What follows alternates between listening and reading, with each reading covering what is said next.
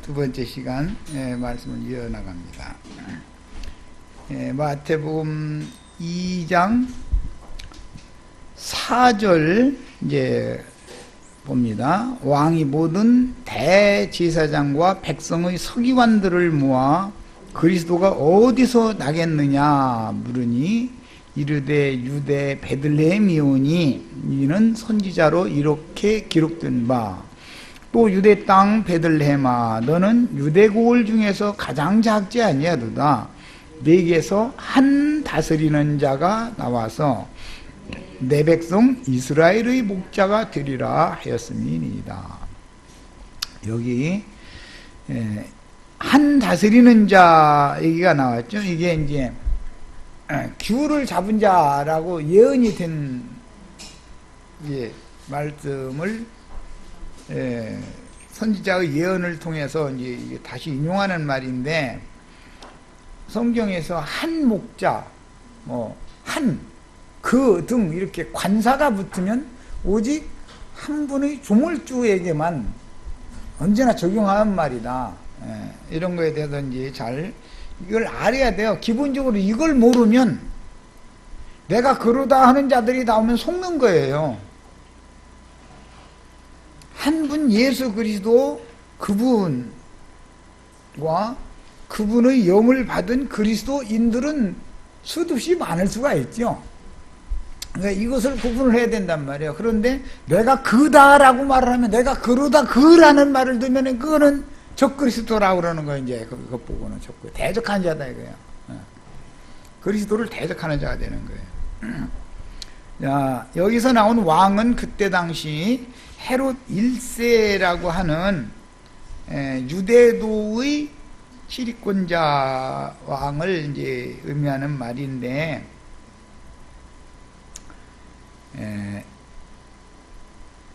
요한복음 7장 41절로 42절을 한번 읽어보겠습니다. 이스라엘 사람들의 메시아 대망사상, 아까는 동방 사람들의 메시아 대망사상이 어떤 거였는지 이걸 첫 시간에 말씀을 나눠본 거예요. 셈족이기 때문에 그들도, 동방 사람들도 메시아를 기다렸단 말이야. 메시아가 한 별, 또 한 규를 잡은 자가 분명히 야곱을 통해서, 이스라엘을 통해서 오실 거라는 걸 기다렸단 말이야. 동방 사람들도 첫 시간은 그걸 중점으로 본 거예요. 이번에는 이스라엘 사람들의 그 메시아 도래 사상이단 말이야. 이번에는 이제 이스라엘 사람들은 어땠는가 이걸 보는 거예요. 요한복음 7장 41절로 42절 읽습니다. 어떤 사람은 그리스도라 하며, 예수님 보고 하는 말이요. 이제 이 사람 이 말, 저 사람 저 말 이렇게 그리스도라 하며, 어떤 이들은 그리스도가 어찌 갈릴리에서 나오겠느냐. 성경에 이르기를 그리스도는 다윗의 씨로 다윗이 살던 마을 베들레헴에서 나오리라 하지 아니하였느냐. 이렇게 말하는 걸 보면 이 사람들도 성경을 너무 정확하게 알고 있고 메시아를 기다리고 있죠. 그런데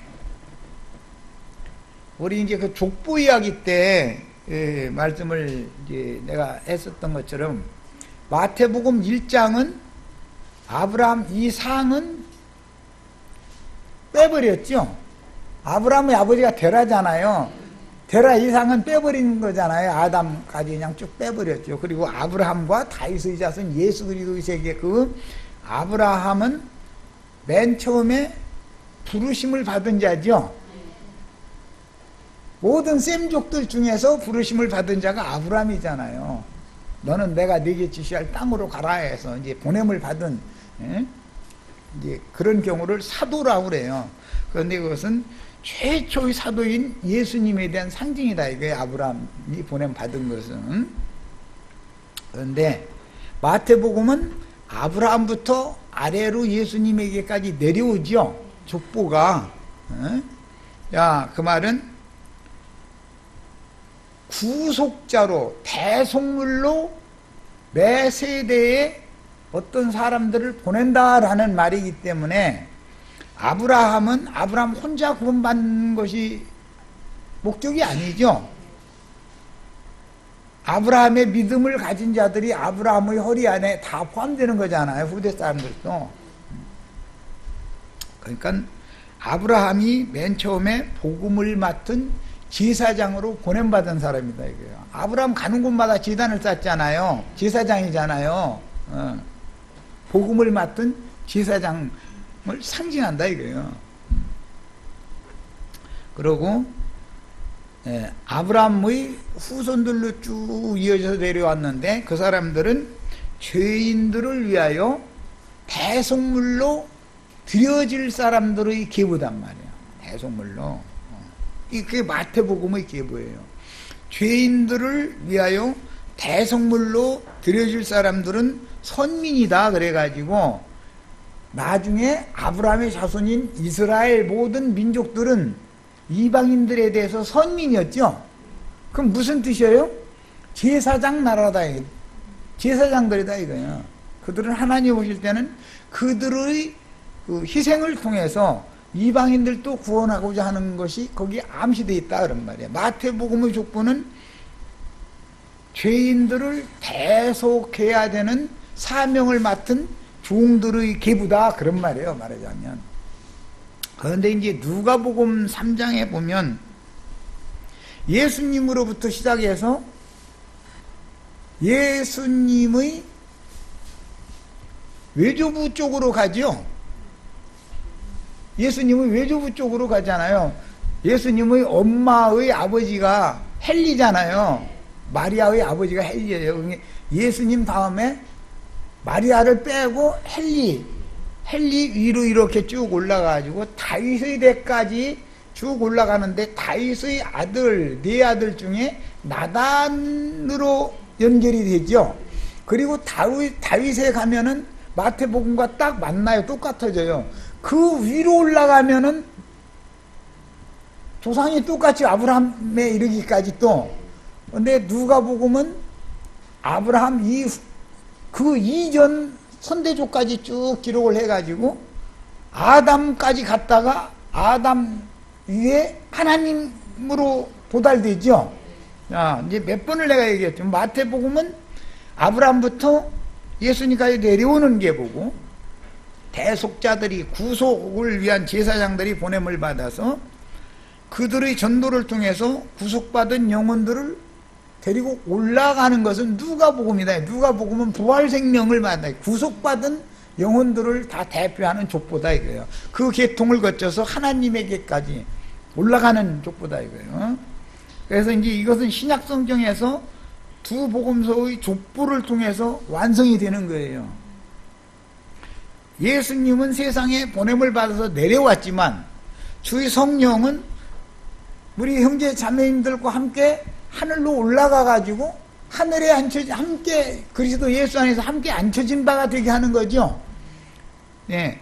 성경의 구조가 이렇단 말이야. 성경의 구조가 기본적으로는 이제 이런 이치를 알아야 돼요.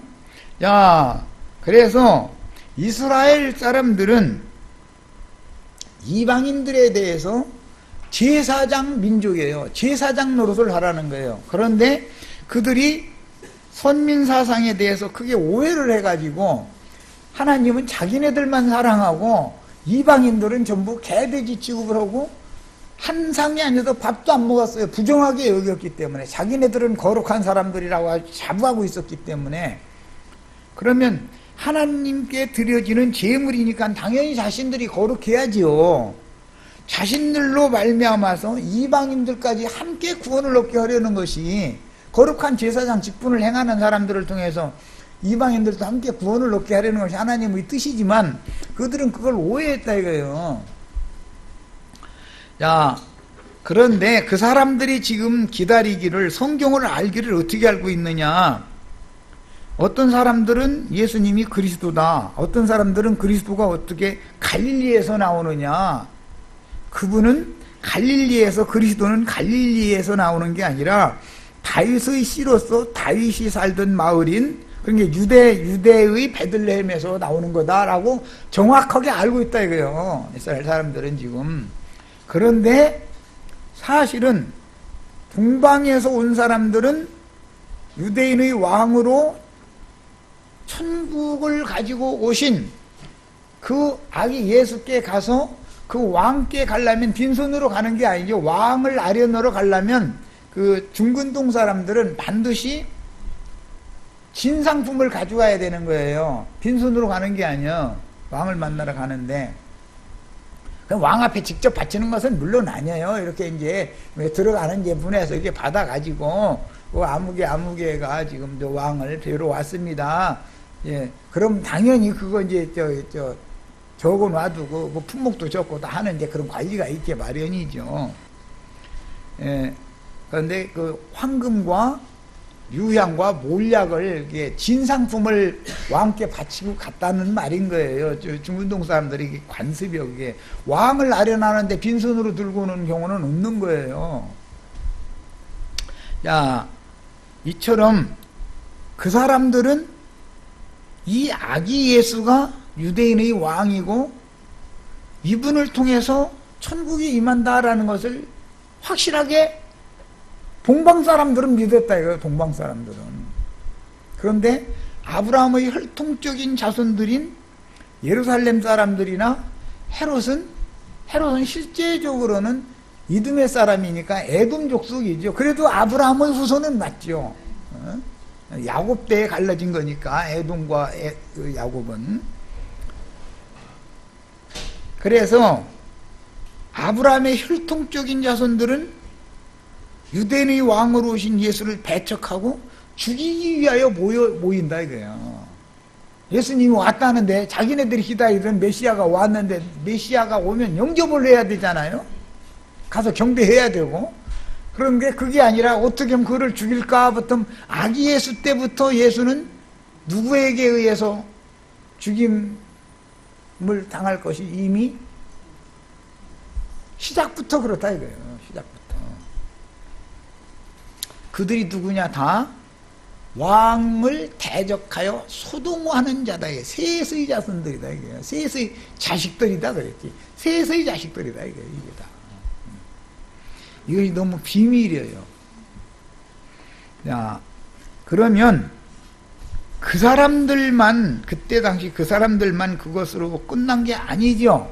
예수를 죽이면서 그 피를 우리와 소동하는 자식들이에요. 그게 발람이 예언할 때 소동하는 자식들을 다 그분이 한 별로 예시된 그분이 야곱에게서 나오고 한 기울을 잡은 자가 이스라엘에게서 나와서 소동하는 자식들을 다 멸해버린다 그랬는데 그들이 육신적으로는 예수를 죽이는 데 역할을 오히려 했죠. 자기네들이 기다리던 메시아를 자기네들이 손으로 죽이는 거예요. 그러고 나서 소동하는 자식들을 다 멸한다 그랬는데 그게 로마를 통해서 멸망받은 것으로는 표상으로 나타난 거고 하나님의 천국 밖으로 쫓겨난 자들이다 이거예요. 원래가 하나님의 천국 하나님 나라 자녀들이었잖아요 그들이. 그런데 오히려 이방 죄인 취급당하던 사람들 세리 장녀 이런 사람들이 아브람과 이삭과 야곱과 함께 먼저 그 나라에 들어가 있는 것을 볼 때 너희가 슬피 울며 이를 간이 있으리라 그랬죠. 그게 소동하는 자식들이다 이런 말이에요. 예, 성경 예언이라는 것은 이방 선지자였던 동방 선지자인 발람이 예언한 말인데도 정확하게 역사에 그대로 훗날 다 이루어졌다. 그러면 셈의 후예들의 다양한 신앙을 우리는 알 수 있는데 그 중에 출애굽시에서 제일 유명한 사람은 모세의 장인 이드로 동방 사람이죠. 예. 그 다음에 발람 선지자 동방 사람이에요. 예. 욥도 동방 사람이에요. 동방 사람들의 그 다양한 신앙을 알 수 있다 이거예요. 오늘날은 그 동방 동북 족속들이 무슨 신 믿죠? 알라신 믿잖아요. 태양신. 회교도들이라고 그래. 회교도들. 이 사람들은 유대교를 적극적으로 대적한다 이거예요. 왜? 야곱과 에서는 형제가 아니지만 동방족속이 형이죠. 에돔이 형이잖아요. 이 헤롯 일세라고 하는 이 왕도 이게 이두메 사람 에돔족이에요. 에돔족. 그러니까 이 사람이 야곱보다 형이다 이거예요. 알고 보면. 네. 그 형은 야곱이 요단강 건너오면 죽일라고 해요? 살릴라고 해요? 죽일라고 그래요. 그 문제 때문에 유브라데강을 건너서 오는 얘기가 그래서 나오는 거예요. 이제 큰 강, 이건 세계적으로 이루어져야 되니까. 요단강은 팔레스타인 땅을 남북으로 이렇게 가르는 강이죠. 그러나 중동 지역 전체를 남북으로 가르는 강은 유브라데 강이란 말이야. 이게 요단강을 적용을 할 때는 개인 적용 이스라엘 나라에 대해서만 적용을 하는 것이고, 적용을 할 때 유브라데 강을 건너는 것을 적용을 할 때는 모든 민족에게 천국 복음이 전파된 다음에 실현된 얘기이기 때문에 전 세계적으로 그것을 적용을 한단 말이야. 그래서 성경을 이런 그 해석을 할 때는 어떤 원칙을 알아야 되는 거예요. 그래서 성경 자체를 알아야 돼. 그래서 자, 이제 오늘날도 마찬가지로 예수를 죽인 자들이 그 피를 우리와 우리의 후손들에게 돌리라고 했기 때문에 말대로 되는 거예요. 이제 그래서 자칭 유대인의 회가 있죠. 혈통적인 유대인이 아니고 계시록에서는 자칭 유대인이라 하나 그렇지 않고 거짓말하는 자들이에요. 저희들은 사탄의 회당이다 이렇게 기록을 했는데, 그러면 자칭 유대인들은 누구겠냐 이 말이요. 혈통적인 유대인들이 아닌 자칭 유대인들은 누구겠냐. 이게 기독교인들이다. 이게 이제 영적 적용을 하는 거예요. 이제 이렇게 하는 거예요. 그래서 예수님 당시 혈통적인 유대인들이 예수님을 배척하고 죽인 것처럼 오늘날 자칭 유대인들이 문자적으로는 주님의 재림에 대해서 너무나 잘 알고 있다 이거예요. 그런데 정확한 것 같은데 혼동이요. 그리스도가 어떻게 갈릴리에서 나? 베들레헴에서 나지까지 또 알아 또. 아니 이게 그런데 혼동이요 이게. 예. 이게 이제 기독교계의 현상이죠. 그러면 너무도 이렇게 잘 문자적으로 주님의 재림에 대해서 잘 알고 있는 기독교인들이 그들의 생각에는 이미 제자들에게 오신 메시아를 믿는 게 아니죠. 어느 날은 오실 것이다. 그날 자신들은 죽지도 않고 호련히 변화돼서 구름 속으로 올라갈 것이다. 이걸 고대하고 있죠. 문자적으로는 그 말이 또 맞잖아요. 문자적으로 틀린 게 뭐가 있어? 딱 맞는 말인데 그게. 문자대로는 예수님 때도 너무 잘 알고 있었고 그들이 하는 말이 맞다 이거예요. 그러나 아기 예수를 통해서 자신들의 조상 대대로 고대하던 메시아가 왔는데 그들은 믿었다 안 믿었다? 안 믿었기 때문에 그 아기 예수를 저희를 죽이려고 헤롯 왕이 오라고 하니까 다 모여가지고 이제 회의를 하는 거예요. 이제 청와대에서 이렇게 좀 들어오라고 한 건 아니 헤롯이 사람들 들어오라고 하면 왕궁에 들어오라고 하면 그래도 고급 음식으로 한 끼씩 주고 나서 뭐 이제 물어볼 것도 물어보고 뭐 그럴 거 아니겠어요? 당연히. 이미 오신 유대인의 왕은 안 믿는 사람들이다. 동방 사람들은 오신 사실을 믿었어. 그러니까 그 먼 데서까지 온 거예요. 오신 사실을 믿었기 때문에.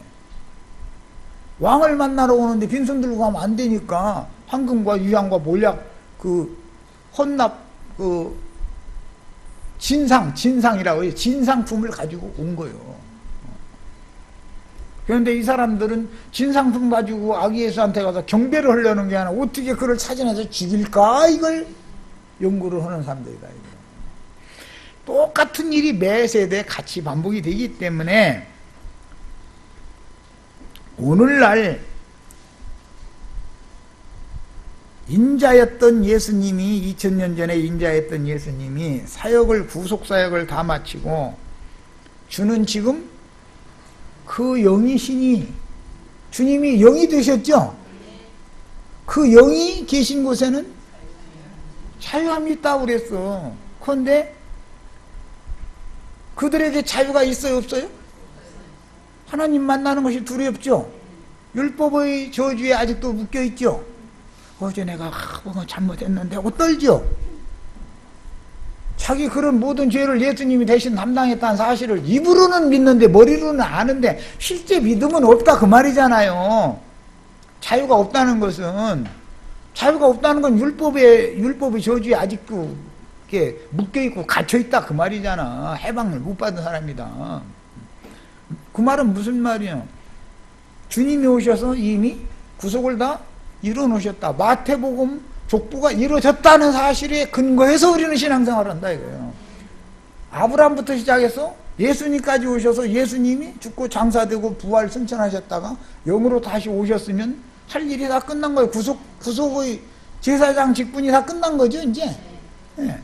그런데 율법의 저주에서 해방받지 못한 사람들은 율법 제사가 아직도 남았다고 아직도 사실은 주장하는 것과 똑같은 거다 그런 거예요. 예수님이 다 이루어 놓은 사실이 안 믿어지는 거예요. 영이 되셔서 오신 사실이 믿어져야 되는 거예요. 이와 같이 재림을 하실 때 초림하실 때는 누가복음에 보니까 천사들이 동행했죠. 천사들이 재림하실 때는 모든 앞선 선진의 영들도 함께 오순절 때 예루살렘 교회에 오신 건 재림하신 거잖아요. 성령이 오셨네. 성령이 오셨네. 이 박수치고 이렇게 말할 게 아니라 성령이 오신 것은 주님이 오신 거 아니요. 지금 그때는 예수님이 혼자 오는 게 절대 아니다 이거요. 영으로 오시니까 인자로 오실 때는 구속을 위해서 죽으러 오는 거고 마태복음을 이루러 오는 거예요. 마태복음 족보를. 마태복음 족보가 다 이루어진 사실이 믿어졌으면 누가복음 족보로 들어가야죠. 올라가야 될 거 아니요. 그리스도 예수와 함께 육체로는 예수와 함께 죽고 함께 장사되었으면 영으로는 예수님 부활 때 우리도 함께 살리심을 받아가지고 함께 하늘에 앉혀서야 되는 거잖아. 하늘로 올라가야 되는 거냐 하나님 앞에. 그런데 이 간단한 족보 이야기마저도 이해가 안 돼. 마태복음 족보가 내려오고 누가복음 족보가 올라가고 이 간단한 이치마저도 이해가 안 되는 거야. 이 깨달음이 없으면 믿을 수가 없는 거죠. 이게 깨달으셔야 믿는 건데. 주님은 말씀이 하나님이시기 때문에 말씀이 오신다는 것은 말씀을 수종하는 수종 천사들과 함께 오시든지 그 말씀을 받아가지고 온전케 된 의인의 영들로서 사람 천사가 된 그들과 함께 오시는 것이지 예수님이 독생자가 또 다시 오는 일은 절대로 없는 거다 이거예요. 이미 와서 이미 구속을 다 이뤘는데 뭘 하고 독생자가 또 오겠냐 이 말이요. 야 독생자가 또 올 거라고 한 분 예수가 또 올 거라고 믿는다는 말은 예수의 피를 부정하게 여긴다 정하게 여긴다. 예수님의 흘리신 피를 부정한 피로 여긴다. 짐승피 흘린 것은 효력이 없죠. 짐승제사 계속 율법에 따라 했잖아요.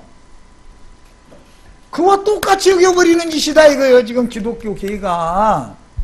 이게 얼마나 무시무시한 말인지를 알아야 돼. 그럼 뭐예요? 믿음이 없다고요. 믿음이. 왜 그런 거예요?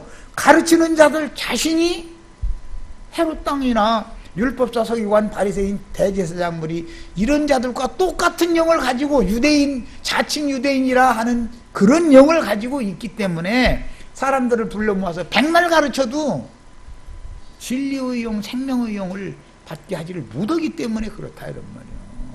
영의 문제다. 이게 신앙의 본질의 문제인 거죠. 주님은 반드시 그분의 성도들과 같이 오셔요. 재림하실 때 분명히 이렇게 되어 있어요. 데살로니가전서 3장 13절에 보면 주께서 수많은 천사들과도 함께 오신다고도 유다서에 되어 있죠. 데살로니가전서에서는 그분의 성도들과 함께 오실 것이다. 주 안에서 자는 자들을 데리고 또 오실 것이다. 이렇게 돼 있지 예수님이 독생자가 혼자 온다라는 것은 성경에 없어요. 이미 그분이 오셔서 할 일은 다 끝난 거에 맞춰놓은 거단 말이에요. 우리는 주님께서 구속을 이루신 사실에 근거해서 예수를 믿는 사람들이에요. 이것이 불분명은 뭐예요? 구속받은 사실 자체가 불분명하면 우리 거듭났다고 하면 믿을 수가 있어요, 없어요? 누가 인정을 해줄 거예요? 예. 이렇게 중대한 문제인 거다, 이게. 야, 그러면 주님이 다시 오신다라는 예언을 마태복음 24장에서 하실 때 뭐라고 되어 있냐면, 큰 나팔 잡은 자들, 나팔소리와 함께 천사들을 보낼 텐데, 그 천사들의 나팔소리를 통해서 내가 다시 온다 그랬어요. 분명히 예수님 마태복음에서 한 말씀이요. 그 말씀을 데살로니가전서 4장에서는 주께서 호령과 천사장의 소리와 하나님의 나팔로 오신다 이렇게 돼 있죠. 그럼 하나님의 나팔이 허공에서 이제 그 사람들은 허공에서 그 로마교 사람들이 뭐 미켈란젤로인가 뭐 그 사람이 그린 그림 보면 막 악이 막 통통하게 살쪄가지고 날개 달려가지고 막 트럼펫 이렇게 붙들고 막 이러고 있는 그림 그리죠. 그걸 자꾸 상상한다 이거요. 공중 구름 속에서 트럼펫 소리가 들리기를 기다리니 공중 허공에서 트럼펫 소리가 들리는 게 아니라 소나기 올 때는 먹장구름 속에서 뇌성병력 소리가 들리지 무슨 트럼펫 소리가 들립니까? 어디에서 구름 속에서 트럼펫 소리가 들리겠습니까? 아기 천사가 부는 트럼펫 소리를 기다리고 있는 사람들한테 우리가 지금 뭐라고 이 사람들을 설득을 해야 되냐 이런 말이야. 마태복음에서 아기 천사라고 하지 않고 추수하는 나팔을 부는 자들이라고 설명을 다 해놨어요. 그러면 말씀이 사람에게 오려면 말씀을 맡은 사람을 사람들에게 보내야 되겠죠. 사람에게 항차 예수님도 하나님이 본체신 예수님도 죄 있는 혈육 육신을 입은 사람들에게 오시려면 사람의 모양으로 와야 되잖아요. 예수님 안에 아버지 말씀이 충만히 있었죠. 예수님이 말이 아버지 말이잖아요. 내 아버지께서 내 안에 계셔서 지금 아버지의 말씀을 내가 아는 말이 아버지의 말씀이다. 나와 아버지는 하나다. 아니 얼마나 더 정확하게 설명을 해요. 이 사람들은 이 말이 이해가 되는 거예요? 안 되는 거예요 지금?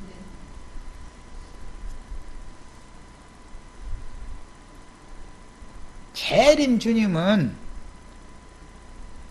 그리스도의 말씀, 그 영의 말씀을 맡은 어떤 사람들을 보내서 사람들에게 그 영의 말씀이 임하는 것이 재림이다 이거요.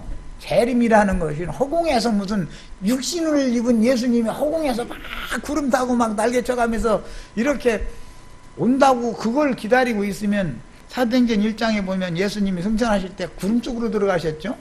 내가 다시 올 때 너희가 본 그대로 다시 온다 그러고 있는데 구름을 계속 제자들이 주님 가신 그 구름만 쳐다보고 있으니까 야 너희가 왜 빈 하늘만 그러고 쳐다보고 있어.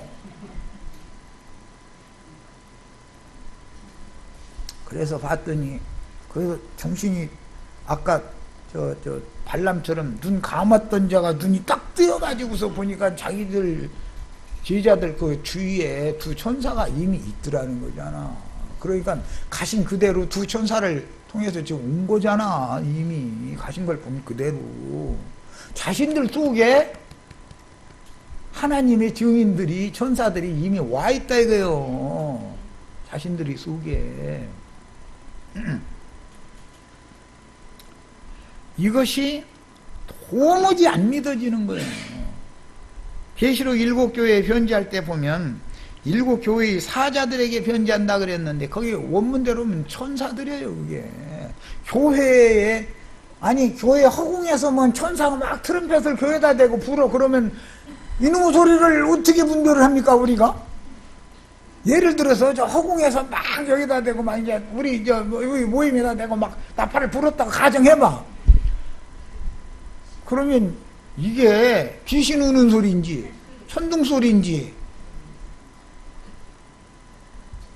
뭐 지나가는 바람 소리인지 비행기 지나가는 소리인지 어떻게 알겠냐 이거요. 이게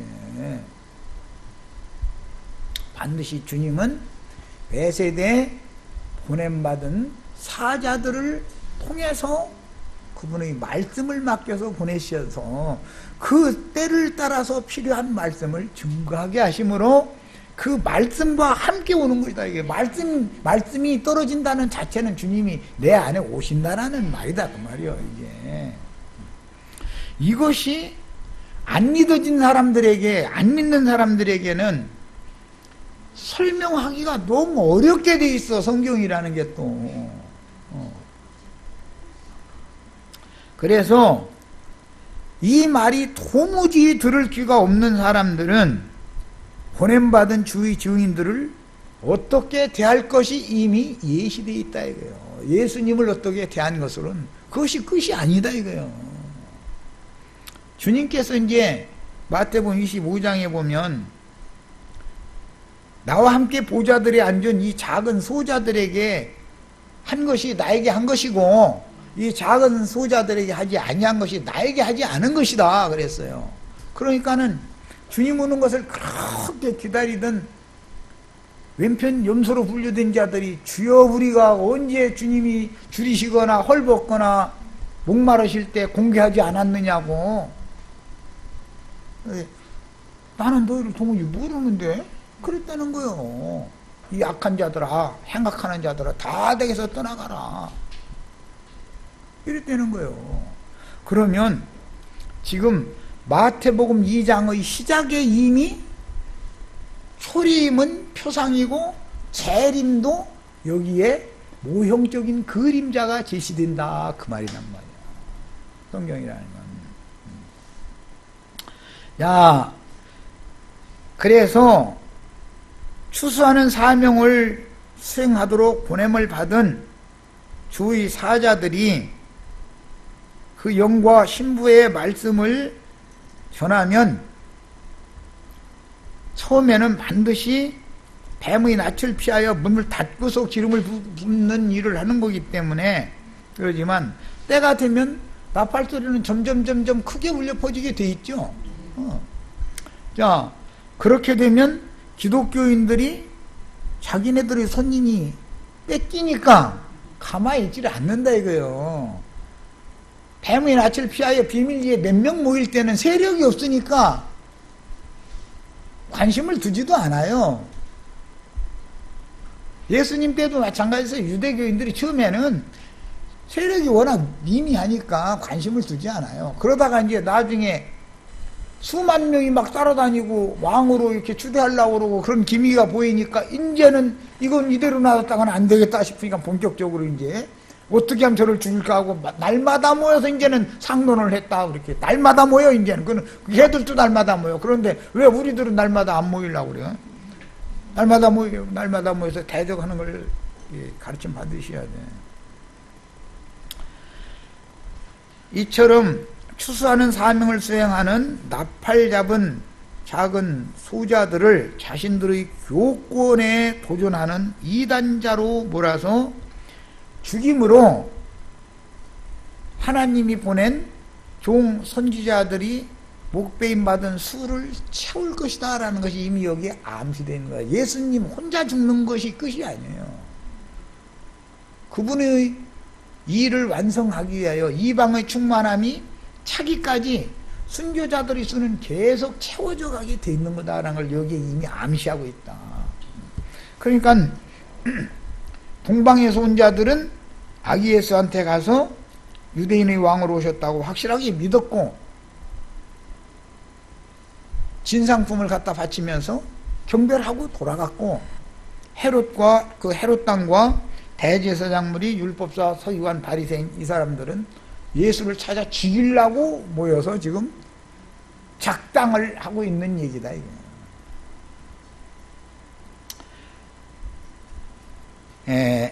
이사야 9장 6절로 7절을 보겠습니다.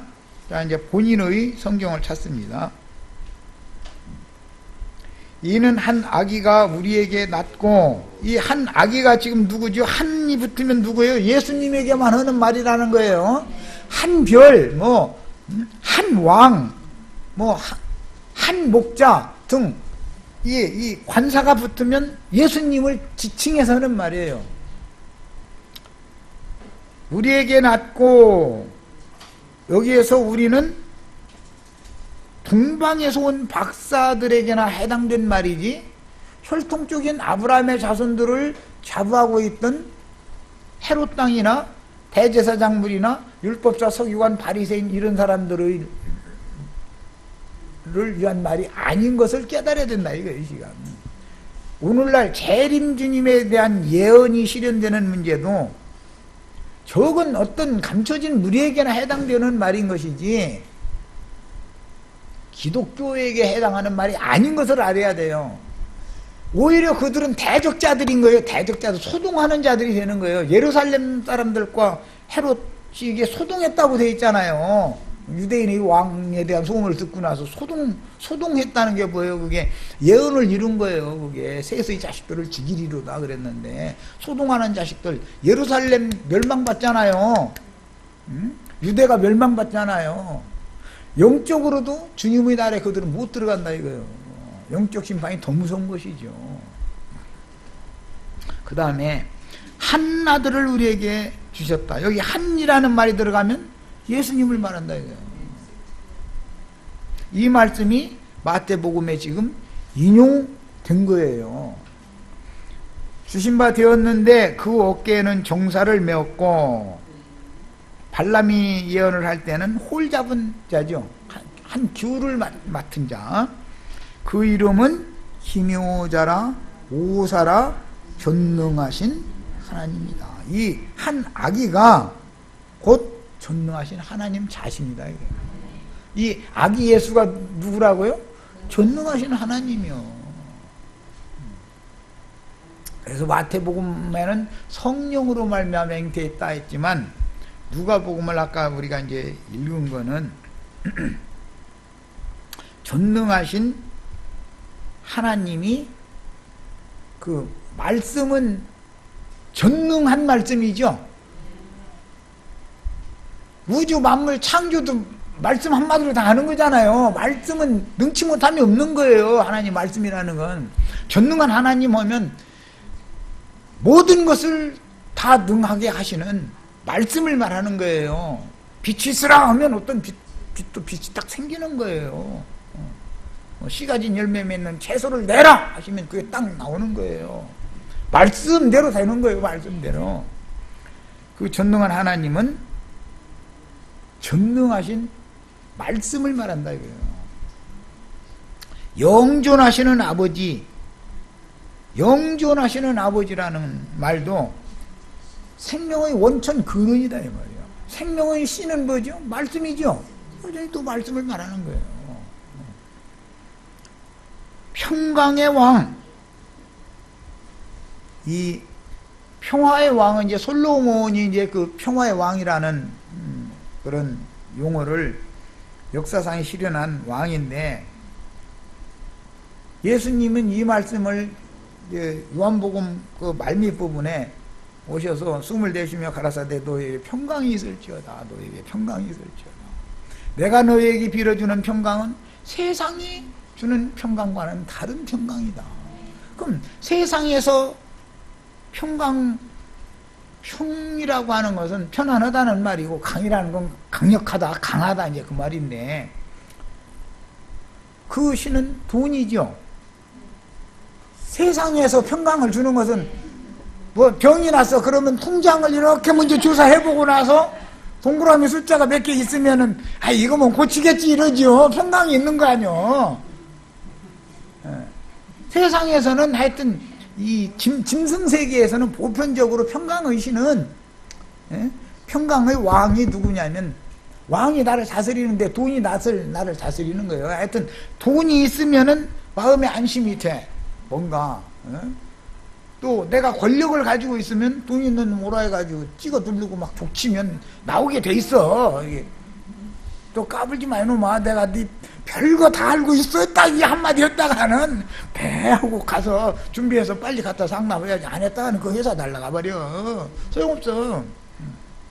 별거 다 알고 있겠는데 뭐라고 내가 너 무엇을 알아 이렇게 말 안 해. 내가 너 별거 네가 지금 저 살아온 인생 전체 뭐 회사 운영하고 나 별거 다 알고 있어. 이래버리면 꼼짝 못해. 죄 없는 사람이 어디가 있어. 세상 사는데. 그런데 그 이야기를 지난번에 그 신문에 한번 보니까 윤상현인가? 그놈이 화성도군가 원래 거기 그 지역의 당위원장인가 그 해서 이번에 출마하려고 막 결사심으로 하는 사람 보고 딱 이제 만나자고 하더니 왜 그러시느냐고. 우리 누나가 말이요 뜻이 있으셔 하고 나서는 나 당신에 대해서 별거 다 알아 그랬대잖아. 그러니까 아니 누나가 뜻이 있다. 나는 너에 대해서 별거 다 안다. 그러면 너 나오지 말아라 그 말이잖아.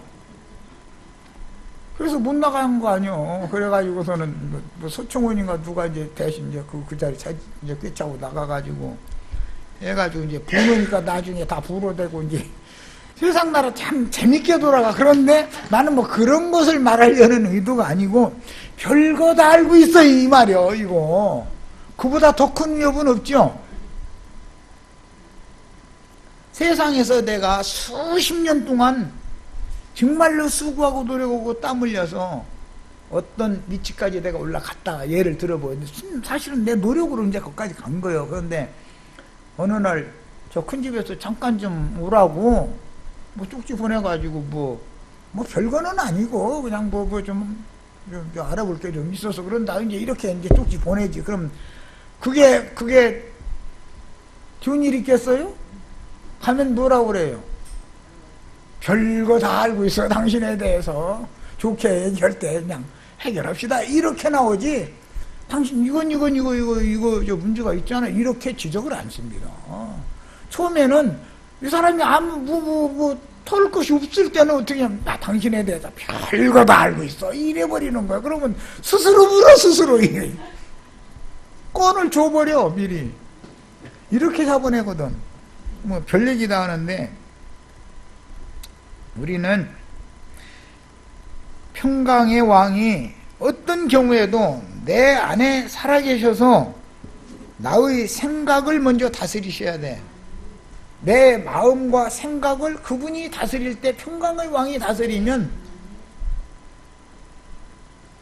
죄가 있으면 별거 다 알아 그럼 다 떨게 마련이지만 예수님이 나의 모든 죄를 다 사면한 사실을 내가 믿는다면 별것을 다 알거나 말거나 나는 지금 현재는 난 무죄자인데 과거에 내가 그랬을지라도 그래서 지난 죄들은 이미 간과해 주셨다는 사실을 우리는 꼭 믿어야 된다 그래요. 지난 죄들은 다 없는 걸로 해서 넘어가 버리셨다. 예, 과거 얘기는 하나마나 다 소용없는 소리예요 그거. 그럼 당신은 과거 없었다 그래. 나는 만약에 큰 집에서 앉아서 대화하자고 나서 나 당신에 대해서 별거 다 알아. 그럼 나는 너에 대해서도 별거 다 알아. 딱 그럴 거야 난. 네가 날 무하는데 나도 네가 이거 오라고 했다고 그래서 나도 너에 대해 뒷조사 나도 나름대로 다 해봤거든. 이제 그럴 거야 나는. 또 사실 뒷조사 다 해봐야 되고 그놈이 어떤 놈인지도 알아야 말을 할 거 아니야. 그 정사와 평강의 더함이 무궁하며 또 다윗의 왕좌와 그의 나라에 군림하며 그 나라를 굳게 세우고 그 나라를 굳게 세우는 그 나라가 이게 교회를 말하는 거예요. 천국은 이생의 천국은 교회예요. 지금 이후로 영원히 정의와 공의로 그것을 보존하실 것이며 주님이 세운 교회는 천년이 차기까지 이 땅에 계속 주님의 장막으로 양무리들의 장막으로 현존하고 있다가 영혼 세계로 옮겨지면 그때 영혼까지 가는 거예요. 교회라는 것은 보존하실 것이라 만군의 여호와의 열심히 일을 이루리라 그랬는데, 이 여호와의 열심이라는 말은 이사야서 62장에 이게 거기에서 인용하는 말이에요. 내가 파수꾼들을 보내서 그들에게 나팔을 불게 할 건데 너희는 파수꾼들로 하여금 쉬지 못하게 해라. 그 다음 구절에는 너희는 나를 쉬지 못하게 해라 이렇게 되어 있어요. 하나님을 쉬지 못하게 하셔야 돼. 이사야 62장을 읽어보겠습니다. 하나님을 쉬게 한다는 뜻은 암흑시대가 오게 한다 그런 말이에요. 선지자를 보내시지 않는다 그 말이기 때문에 하나님은 일을 하실 때 보내심 받은 추수꾼들 그 종들의 말씀 전파를 통해서 일을 하시는 거단 말이에요. 하나님의 일은 말씀으로 하는 거잖아요. 다 말씀으로 예창조한 것처럼 말씀을 새 창조도 하죠. 그러려면 말씀 맡은 종들을 부지런히 보내시는 것이 하나님이 일을 하시는 것이고, 하나님이 쉰다는 뜻은 하나님의 말씀을 맡은 종 선지자들이 보냄을 받지 않는다는 뜻인 거예요. 그럼 세상에는 암흑시대가 되는 거예요. 하나님이 쉬면. 그런 개념이에요. 6절부터 7절 읽겠습니다. 62장. 예루살렘이여, 내가 너의 성벽 위에 파수꾼을 세우고 그들로 하여금 주야로 계속 잠잠하지 않게 하였느니라. 이게 무슨 말이에요? 그 종 선지자들을 부지런히 보내셔서 경계를 계속하게 했다 그런 말이에요. 너의 여호와로 기억하게 하시는 자들아, 너희는 쉬지 말며, 그러니까 보냄을 받은 파수꾼들은 쉬면 안 된다 이거예요. 밤에는 눈을 부릅뜨고 원수가 쳐들어오는지 이걸 살펴야 되는 것이고, 그 다음에 낮에도 파수를 해가지고 원수가 오면 원수가 쳐들어온다, 전쟁을 준비하라고 성 안에 나팔을 부려야 되는 거잖아요. 또 여호와께서 예루살렘을 세워 세상에서 찬송을 받게 하시기까지 그로 쉬지 못하게 하라. 여호와께서 보내신 파수꾼들도 쉬지 못하게 해야 되고 여호와 자신을 쉬지 못하게 해야 된다 이렇게 돼 있어요. 여기에서 여호와의 열심히 일을 이루리라 라는 말씀이 이제 결론인데, 여호와는 그분의 열심은 뭐냐? 말씀을 맡은 종들을 그분의 뜻을 세상에 실현할 때까지 계속해서 보내서, 대언자가 와서 박해가 심하면 말을 안고 숨으려고 그러죠. 그러면 막 가슴에서 막 불이 끓게 만들어. 하나님은 또 그런 재주가 있어 또. 그래가지고 에이 어차피 한 번 죽는 건 다 죽게 돼 있는데 하면 가서 또 안 하려고 숨어도 또 자기 스스로 나타나서 가서 나불대게 만들어버려. 그럼 왜 그래요? 하나님이 지금 나는 쉬기 싫다. 근데 여호와의 열심히 그분의 일을 지금 여호와께서 열심히 일하시느라고 그러는 거예요. 그게. 그런데 그 이런 구약 성경의 예언에 따라서 신약의 그 공관복음이라고 하는 복음서에 보면 거라사 지방으로 이제 예수님과 제자들이 가려고 그러는데 배를 타고 이제 가게 됐어요. 그런데 갑자기 그냥 막 풍랑과 막 바람이 막 일더니 배가 다 뒤집히게 생긴 거예요. 배 속에 막 물이 막 다 가득 차고. 그런데 예수님은 저 고물에 가서 주무시더래. 이렇게 해놨어. 고물이라는 건 배 그 맨 뒤편 후 선미라고 그러죠. 배 뒤편을 말하는 거예요. 이물이라는 건 배 그 앞머리 부분. 이제 거기는 선수라고 그러죠. 근데 저기 배 뒤편에 가서 제자들은 막 배 막 노젓느라고 축을 하는데 예수님은 배 뒤편에 가서 주무시더라는 거예요. 예수님이 그렇게 쉬고 계시면은 풍랑이 일어나죠. 그 왜 그런 거예요? 너희가 노력을 해서는 이 풍랑을 잠재울 수 없다. 너희 노력으로는 못 건너간다.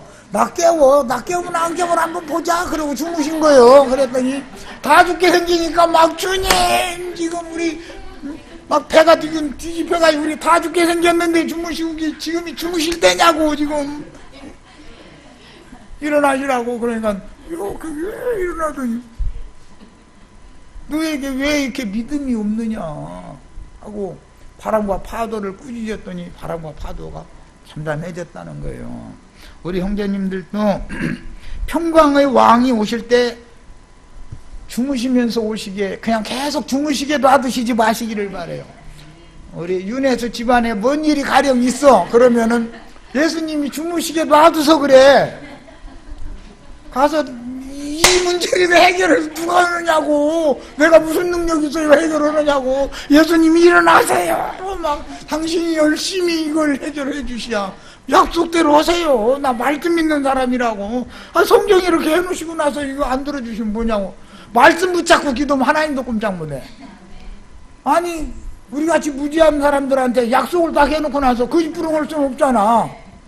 그래서 말씀으로 기도하시기를 바래요. 자, 두 번째 시간 마칩니다.